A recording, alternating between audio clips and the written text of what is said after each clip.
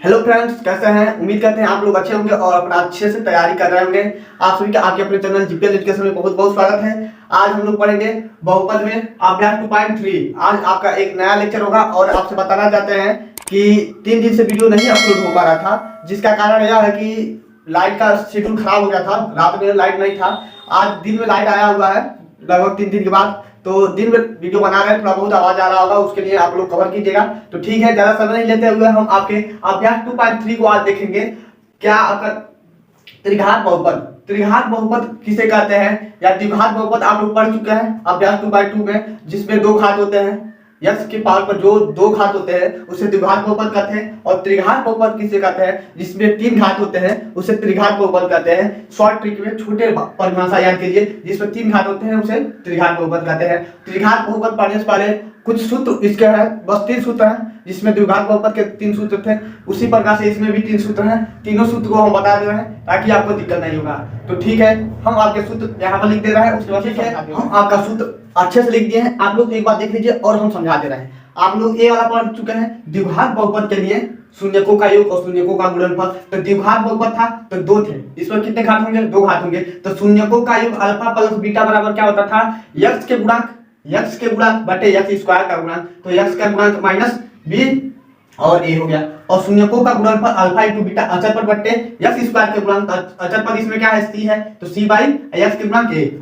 यह तो आप लोग पढ़ चुके हैं, ये वाला फाइनल हो चुका है। अब हमें इस पर डिवाइड करना है यानी कि त्रिघात बहुपद पे। तो आप लोग जानते हैं त्रिघात बहुपद में, त्रिघात बहुपद के लिए ए एक्स क्यूब कितने घात होंगे? A X cube plus B X square, A B C D, देखिएगा ध्यान से, ए बी सी डी रहेगा। X cube X square X, यहाँ पर एक्स हो गया और यहाँ पर कुछ भी नहीं है तो एक्स पर पावर 0 है। देखिएगा ध्यान से, 3 2 1 और 0, 3 2 1 0। तो इस पर कुछ भी नहीं है तो क्या होगा? हो जाएगा, मान लेते हैं इसको नहीं समझ आ रहा है तो डी एक्स पे पावर 0 कर देंगे। तो चूंकि हम जानते हैं एक्स पे पावर 0 का मान कितना होता है? 1 होता है। तो एक्स पे पावर 0 नहीं लिखेंगे तभी भी काम चल जाएगा, इक्वल में 0। और समझते होंगे, एक्स क्यूब से उठाएंगे, त्रिघात बहुपद है तो एक्स क्यूब से उठाएंगे, x cube X square x पे पावर 0 ऐसे लिख देंगे। उसके बाद से ए एक्स, यहाँ पर सॉरी यहाँ पर क्या हो जाएगा? ए डी, ए से उठाएंगे ए बी सी डी तक चलेंगे, इक्वल में 0। अब यहाँ पर समझा दे रहे हैं शून्यकों का योगफल पूछे, शून्यकों का योगफल त्रिघात बहुपद के लिए। तो alpha plus beta plus gamma, alpha plus beta plus gamma equal में माइनस एक्स के गुणांक माइनस एक्स स्क्वायर के गुणांक बटे एक्स क्यूब के गुणांक, माइनस एक्स के गुणांक। और हाँ, आप लोग ध्यान दीजिएगा, यहाँ पे एक्स स्क्वायर यानी कि लास्ट वाला नीचे था, हर में लास्ट वाला नीचे हर में था, तो यहाँ पर भी लास्ट वाला हर वाला नीचे रहेगा यानी कि एक्स क्यूब का गुणांक एक्स क्यूब का गुणांक एक्स क्यूब का गुणांक। याद करेगा, ट्रिक समझिए, एक्स स्क्वायर का गुणांक एक्स क्यूब का गुणांक एक्स क्यूब का गुणांक एक्स क्यूब का गुणांक। और उसके बाद शून्यकों का योगफल पूछ रहा है, alpha plus beta plus gamma equal में माइनस एक्स के गुणांक बटे में एक्स क्यूब का गुणांक। और शून्यकों का गुणनफल करते यानी कि alpha into beta into gamma बराबर करते तो अचर पद बटे एक्स क्यूब का गुणांक यानी कि एक्स क्यूब हमेशा रहेगा नीचे। तो अचर पद क्या है? इसमें डी है और ए क्या है आपका? एक्स क्यूब का गुणांक है। यदि दो शून्यकों को एक साथ लेकर गुणनफल का योग पूछा जाए, यानी कि कहानी का मतलब समझिए, 2 शून्यक रहे अल्फा इंटू बीटा, अल्फा और बीटा रहे इंटू 1 लगे। यदि 2 शून्यक अल्फा और बीटा है, बीटा या गामा हो या गामा और अल्फा हो, तो यदि 2 शून्यकों को एक साथ लेकर गुणनफल का योग alpha into beta plus beta into gamma. देखिएगा, पहले अल्फा चलता, अल्फा बीटा और गामा। तो अल्फा को बीटा से यानी कि 2 हो गए अल्फा इंटू बीटा है, उसके बाद से तो बीटा यहाँ पर लिखेंगे। देखिएगा यहाँ से, अल्फा इंटू बीटा के बाद से क्या आएगा? गामा आएगा, बीटा बाद से क्या आएगा? गामा आएगा, प्लस गामा, उसके बाद से गामा के बाद से यहाँ से कुछ भी नहीं है तो यहाँ पुनः चला जाएगा अल्फा पे। तो अल्फा बराबर में सी अपन यानी कि एक्स के गुणांक बटे एक्स क्यूब का गुणांक। एक्स के गुणांक क्या है? सी है, तो सी बाई ए हो जाएगा। आप लोग इन सूत्र पर दिमाग अपना अच्छे से कर लीजिए ताकि आपको भूले मत। बहुत मोस्ट इंपॉर्टेंट सूत्र है, ये तीनों सूत्र को याद कर लेते हैं तो 2.3 का एक भी सवाल आपसे मिस नहीं होगा। तो ठीक है, हम आपके क्वेश्चन पाते हैं और क्वेश्चन को एक ही क्वेश्चन बताएंगे बहुत लाजवाब और बहुत साधारण तरीके में, सरल से सरल भाषा में, ताकि आपको समझ आ जाए। तो ठीक है, आप लोग आपके क्वेश्चन पाते हैं, क्वेश्चन एक समझा दे रहे हैं, समझ आ जा रहा है तो ठीक है, नहीं तो हम हर एक क्वेश्चन को बारे में बताएंगे, तो हर एक क्वेश्चन को बताएंगे।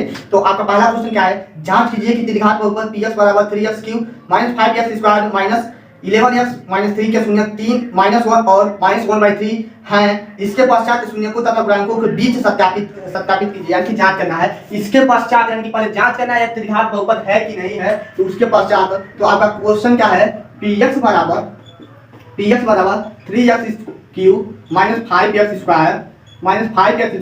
माइनस 11x के शून्यक लिख ले रहे हैं यहाँ पर। शून्यक आपका दिया है क्या है, शून्यक 3 -1 और -1/3 ये दे दिया है आपका शून्यक। अब हम आपके क्वेश्चन पाते हैं। आपका क्वेश्चन दिया है कि जांच करना है त्रिघात बहुपद है कि नहीं है। तो त्रिघात बहुपद जांच करने के लिए सर्वप्रथम हम क्या करेंगे, px इक्वल में 0 मान लेंगे। जैसे जैसे काम करना है वैसे वैसे काम कीजिएगा। px इक्वल में 0 तो आपका 3x³ minus 5x² minus 11x -3 equal में क्या हो जाएगा, 0 हो जाएगा। ये आपका बहुपद मिल गया, त्रिघात बहुपद मिल गया। अब हमें क्या दिया है, शून्यक। इनके शून्यक दे दिए हैं 3 -1 और -1/3। तो हम रखेंगे आपका यहाँ पर मान x बराबर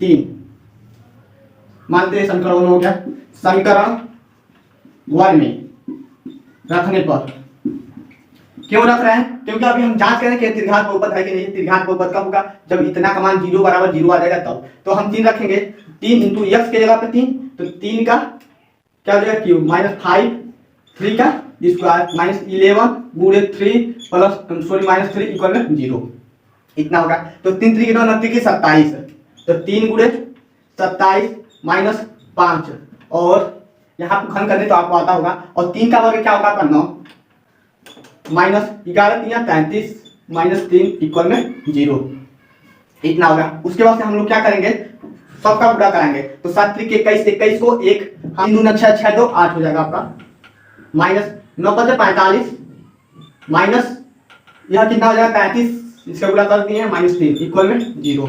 अब यहाँ देखते हैं 81 माइनस, अब हम सबको जोड़ देंगे। ये माइनस है तो सबको एक कर लेंगे, लेकिन चिन्ह किस आएगा, माइनस कराएगा। तो 3 3 6 6 5 11 को 1 हासिल 1 5 3 8 सॉरी 4 3 7 1 8 इक्वल में 0। तो 81 कट जाएगा क्योंकि प्लस माइनस है, 0 बराबर 0।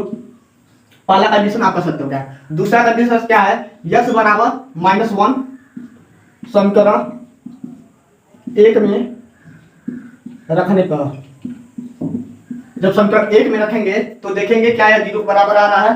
तो आपका क्या है समीकरण 1, 3x³ minus 5x² minus 11x -3 equal में 0। अब क्या रखेंगे, -1 रखेंगे।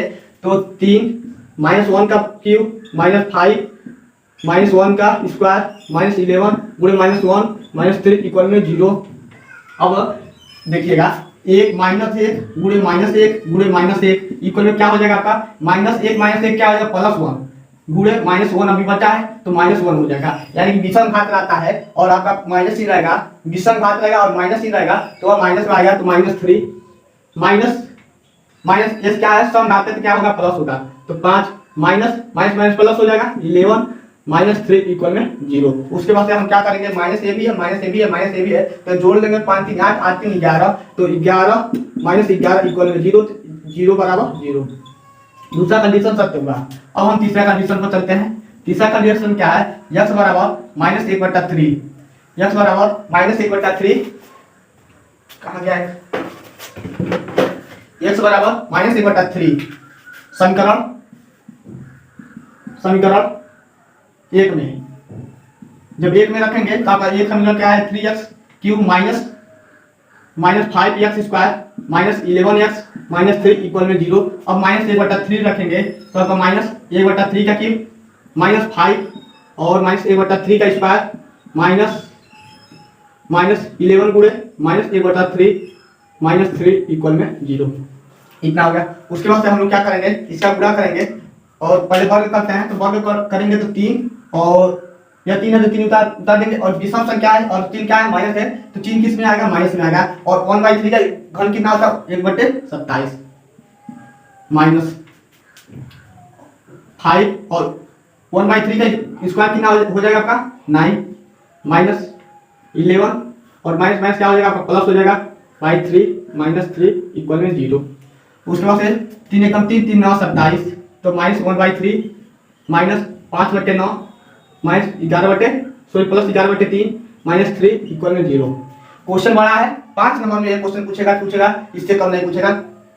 बस कुछ भी नहीं करना है, बस जोड़ घटाना गुणा भाग बस आते रहे और कुछ नहीं है। तो उसके बाद से अब यहाँ से क्या कर सकते हैं, 9×3 = 27 यहाँ पर 9 होगा, इतना हो गया। उसके बाद से हम हर बराबर कर लेते हैं, तो हर बराबर करेंगे तो 9 है -1 -5 और प्लस 11 3 3 9 11 33 -9 3 27 इक्वल में 0। उसके बाद से क्या करेंगे, हम इसको जोड़ लेंगे, जो जोड़ने वाला उसे जोड़ लेंगे। तो 5 1 6 5 1 6 होगा, इसको जोड़ लेंगे -6 + 33 -27/9 इक्वल में 0। उसके बाद से देख रहे हैं 27 और 6 को जोड़ेंगे तो आपका कितना हो जाएगा, 6 दूनी 12 13 यानी 33। तो 33 -33/9 इक्वल में 0। तो हम क्या करेंगे, यहाँ पर दिख रहा है यदि 33 बताएंगे तो ये कट जाएगा और यदि ऊपर 0 है तो पूरा पद 0 हो जाएगा। तो 0 = 0, तो तीसरा कंडीशन भी सत्य होगा। अतः हम कह सकते हैं कि जो ये पद जो शून्यक दिए हैं त्रिघात बहुपद के शून्यक हैं। कब शून्यक होंगे, जांच यही करना था कि क्या यह शून्यक है इसके कि नहीं है। तो अतः हम कह सकते हैं 3 -1 और -1/3 इसके शून्यक हैं। कैसे शून्यक हैं, तो x बराबर 1/3 रखेंगे इस समीकरण में, x बराबर -1 रखेंगे इस समीकरण में और x बराबर -1/3 रखेंगे इस समीकरण में। इन तीनों समीकरण का मान यदि 0 के इक्वल में आ जाता है, 0 के इक्वल में आ जाता है तो अतः हम कह सकते हैं यह जो समीकरण दिया गया है वह त्रिघात बहुपद है। अन्यथा यदि कोई बराबर नहीं आता तो वह त्रिघात बहुपद नहीं होता। इतना तो ये क्वेश्चन होगा, ये आपका 2 नंबर का। इसी में क्वेश्चन और क्या कहा है, इसके बीच संबंध स्थापित करना है, संबंध को सत्यापित करना कि क्या ये इसके बीच जो संबंध है वो सत्यापित है कि नहीं है। तो पहले आप लोग इसका स्क्रीनशॉट ले लीजिए और अब हम इसके संबंध को बताते हैं। अब हमें सत्यता की जांच करना है कि क्या यह सत्य है कि नहीं है। तो जांच करते हैं, आपका संबंध क्या होता है, शून्यकों का योगफल alpha plus beta plus gamma. जब त्रिघात बहुपद हो तो alpha plus beta plus gamma आप लोग को लिखना पड़ेगा। शून्यकों का योगफल इक्वल में alpha plus beta plus gamma, Hindi नहीं लिख रहे हैं इसका, तो इतना हो गया। और इसके संबंध क्या होते हैं, -x के गुणांक। तो -x के गुणांक क्या होते हैं, ax³ + bx² + cx + d equal में 0। तो x के गुणांक x² का गुणांक क्या है, b/a। तो यहाँ पर आपका अल्फा प्लस बीटा, यहाँ पर देखिए अल्फा का मान कितना है, 3 है, बीटा का मान क्या है, -1 है और गामा का मान कितना है, -1/3 इक्वल में -b के गुणांक। b के गुणांक इसमें क्या है, x² के गुणांक क्या है, x² के गुणांक b है। तो इसमें b क्या है, -5 है। तो -5 ये सूत्र का माइनस है, ऑलरेडी माइनस है और a क्या है आपका 3 है। तो इसको हल करेंगे तो इसमें से घटाएंगे तो 2 -1/3 इक्वल में +5/3। उसके बाद से 3 × 6 और 6 में से 1 घटाएंगे तो 5/3 वाला सब हो गया। अब हम लोग क्या देखेंगे, शून्यकों का गुणनफल। तो शून्यकों का गुणनफल क्या होता है, alpha into beta into gamma equal में -d/a। तो क्या होता है आपका अचर पद बटे में x³ का गुणांक। तो अल्फा का मान कितना है, 3 है, बीटा का मान कितना है, -1 है और गामा का मान कितना है, -1/3 इक्वल में d का मान इससे तुलना करेंगे तो -3 और माइनस माइनस क्या हो जाएगा, माइनस सूत्र का, और क्वेश्चन में -3 दिया है बट्टे में a क्या है आपका 3 है, 3 से 3 गया +1 इक्वल में 3 से 3 काट देंगे और माइनस माइनस क्या हो जाएगा, +1 हो जाएगा। तो अब हम कह सकते हैं 1 = 1 प्लस लिखने का कोई जरूरत नहीं है, ये नियम सत्य होगा। और दूसरा कंडीशन क्या होता है, दूसरा कंडीशन यह कहता है यदि दो शून्यकों को एक साथ लेकर उनका गुणनफल करके योग करें तो alpha into beta plus beta into gamma into alpha equal में आपका क्या होता है, यक्स के गुणांक यानी कि सी का गुणांक। इससे तुलना करेंगे यक्स के गुणांक यानी कि सी बट्टे में ए। तो अल्फा इंटू बीटा, अल्फा का मान 3 गुणे बीटा का मान कितना, -1 प्लस बीटा का मान कितना, -1 अल्फा गामा का मान कितना, -1/3 प्लस गामा का मान -1/3 इंटू अल्फा का मान 3 इक्वल में सी आपका क्या है, -11 और ए क्या है, 3 है। तो -3 और माइनस माइनस प्लस हो जाएंगे तो कितना हो जाएंगे 1/3 माइनस 3 से 3 खत्म हो गया तो -1 इक्वल में 11/3। उसके बाद से इन माइनस से भी है माइनस से भी है जोड़ेंगे तो कितना हो जाएगा 4 तो 1/3 माइनस 4 इक्वल में -11/3। उसके बाद से क्या करेंगे 4 3 12 12 में से 1 जाएगा तो -11/3 इक्वल में -11/3।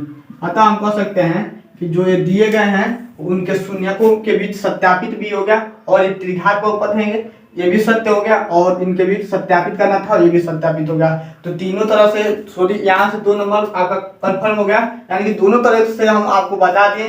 अब आपको दिक्कत नहीं होना चाहिए। यदि नहीं समझ आया है तो कमेंट जरूर कीजिएगा, पुनः बताने का कोशिश करेंगे। आज का सेशन यही समाप्त करते हैं और वीडियो दिन में बना है, आवाज़ बहुत आया होगा इसके लिए सॉरी। तो ठीक है, गाँव में घर है इसकी वजह से आवाज़ तो आता ही रहेगा। रात में वीडियो बनता है उसमें आवाज़ नहीं आता है, सब लोग सो जाते हैं तब। फिलहाल में लाइट का शेड्यूल खराब हो गया है जिसकी वजह से दिक्कत हो रहा है वीडियो बनाने में। तो ठीक है, आप लोग अपना तैयारी अच्छे से करते रहिए। यदि नहीं समझ आता है तो जरूर कमेंट कीजिएगा और डिस्क्रिप्शन में जाके अपने क्लास 10 के व्हाट्सएप ग्रुप से जुड़ जाइए और वहां से अपना डाउट क्लियर कर लीजिए। तो ठीक है, आज का सेशन यही समाप्त करते हैं। ओके बाय, जय हिंद दोस्तों।